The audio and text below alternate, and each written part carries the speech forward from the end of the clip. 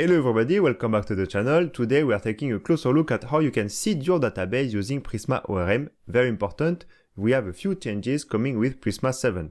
Let's take a closer look. On the screen we have the prisma.config.ts file that is coming with the Prisma 7.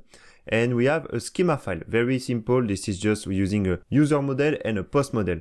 For this project, we have a basically empty database. Okay, this is the Prisma database and this is completely empty. The goal is, of course, to add some data. Okay, let's take a closer look. And for this, we are going to use a seed file. This is located in the Prisma folder and seed.ts file. Okay, let's take a look at it.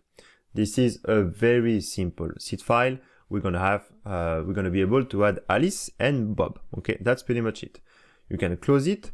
The thing that you need to do is you need to take a look at your prisma.config.ts file and you need to add the seed path. Okay, so you can add this line and this is how you can actually seed your database. It is actually very important because in Prisma ORM v7, seeding is only triggered explicitly by running the command npx prisma dbseed because automatic seeding during Prisma migrate dev or Prisma migrate reset has been removed. So what we need to do next is open a terminal. Okay.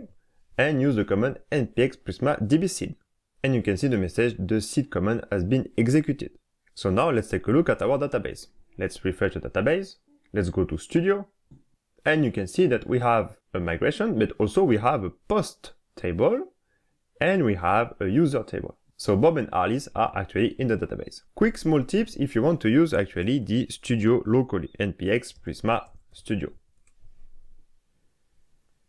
And you have direct access to your data. You can use the visualizer and everything. Look at that. This is very easy to use. Okay. And of course, this is going to be possible if you want to actually seed, for example, the Prisma database. If you are using Supabase, you just need to actually use the direct URL in the Prisma config file here instead of the database URL that you need to put in the environment file. Of course, you can use this command to seed any database.